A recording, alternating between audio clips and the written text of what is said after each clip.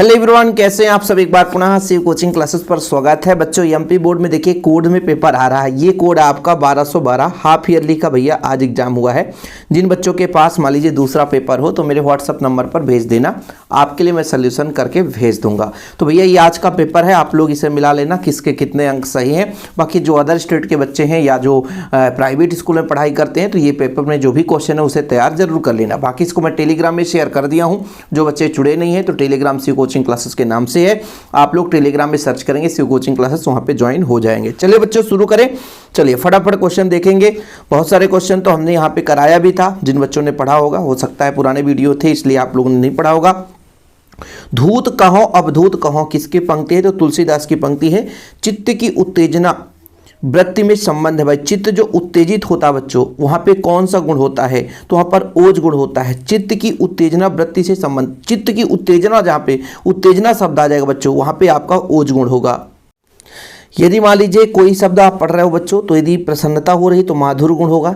और प्रसाद गुण कहाँ होगा? पढ़ते समय, जैसे कोई काव्य रचना है बच्चों जिसको पढ़ते ही अर्थ ग्रहण हो जाए, वो आपका प्रसाद गुण होता है। लेकिन जहाँ पर उत्तेजना हो बच्चों वहाँ पे ओज गुण होगा। कवि कालिदास ने शिरीष के फूल को कोमल कहा है। नाभिक एक तकनीक शब्द है बच्चों।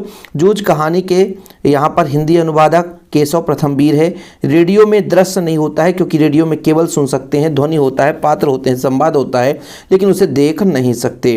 काली शिल्प पर बच्चों लाल केसर, यहाँ पर केसर हो जाएगा। माधुर गुण में कोमल वर्णों की प्रधानता रहती है। लुट्टन के माता पिता 9 वर्ष की उम्र में छोड़ गए थे। पैराग्राफ का अर्थ बच्चों अनुच्छेद, ठीक है। मोहनजोदड़ो में लगभग 700 कुएं थे बच्चों। संवाद लिखते समय लेखक गायब हो जाता है। संवाद लिखते समय लेखक गायब हो जाता है।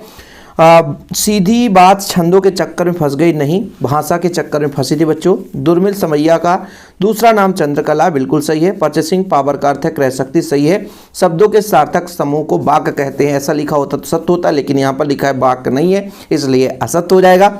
यशोधर बाबू पुराने रीति रिवाज को पसंद नहीं करते थे, गलत है भाई, क्योंकि करते थे। कहानी का केंद्रीय बिंदु कथानक होता है, बिल्कुल सत्य है। चलिए भाई अगले बात पर चलते हैं हम। यहाँ पर देखो फटाफट आप लोग देखना बच्चों। पहला है आपका बिहारी सतसई जो है मुक्तक छंद, ये आपका शब्द युग्म बच्चों जोड़ा हो जाएगा। सिल्वर बेडिंग आपका मनोहर सेम जोशी ही रहेगा। समाचार लेखन में आपका उल्टा पिरामिड शैली पाया जाता है। इंदर सेना जो है वो मेढक शैली है बच्चों। पतंग है ना, ये जो शमशेर बहादुर सिंह प्रयोगवादी कवि हैं बच्चों। और पतंग में आपका आलोक धनबा हो जाएगा। चले बच्चों, चलिए एक शब्द में उत्तर दीजिए। सरोज स्मृति नामक रचना किस कवि की है बच्चों? सूर्यकांत त्रिपाठी निराला।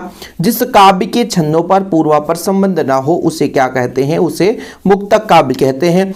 दूरदर्शन कार्यक्रम संचालन अपाहिज को किस प्रकार पूछते थे बच्चों? ऐसे प्रश्न पूछा जाता था जो कि जनता के लिए सर्वोपरि है, ठीक है, ताकि ऐसे भावनाएं सामने उकेरे कि लोग पसंद करें। कब क्वेश्चन बहुत सारे आंसर इसके भिन्न भिन्न है कि दूरदर्शन पर अपाहिज से साक्षात करते समय व्यावसायिक उद्देश्यों को पूरा करने दिखाया जाता था।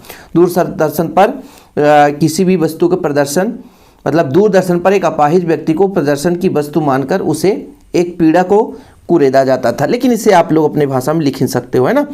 इसके बाद खड़ी बोली का पहला महाकाव्य कौन सा बच्चों? प्रिय प्रवास है। किसनदा का वास्तविक नाम कृष्णानंद पांडे है। भक्तिन के ससुराल गांव का नाम क्या बच्चों? हंडिया। भारत की पहली वेबसाइट क्या बच्चों?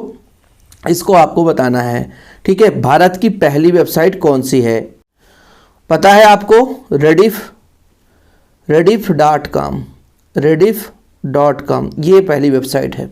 चलिए यहाँ पर रीतिकाल को श्रृंगार काल क्यों कहा जाता है? नई कविता की 2 विशेषताएं। उषा कविता में कवि ने भोर के नभ की तुलना किससे की है? भाषा को सहूलियत बरतने से क्या अभिप्राय है? विरोधाभास अलंकार रस के प्रमुख अंग। काव्यगुण के भ्रांतिमान अलंकार। रेखा चित्र। हिंदी में नाटक सम्राट किसे कहते हैं? 2 नाटक के नाम। ढोलक की आवाज पूरे गाँव में क्या असर डालता है? बाजारूपन पे लेखक का क्या आशय है? भाई इसके आप लोगों को क्वेश्चन लिखना है तो भाई साहब टेलीग्राम में पेपर में शेयर कर दूंगा, तो ये सारे प्रश्न आप देख लेना। बाकी पूरा कहानी में पढ़ते रह जाऊंगा तो टाइम वेस्ट है और कुछ भी नहीं है, ठीक है। उम्मीद करता हूँ वीडियो पसंद आया होगा बच्चों। और जिनको भी दूसरा सेट भेजना है तो मेरे व्हाट्सअप नंबर पर अपना पेपर भेज देना। व्हाट्सअप नंबर है 9685292949 9685299149। ओके बच्चों, फिलहाल अभी के लिए इतना ही। जय हिंद, वंदे मातरम।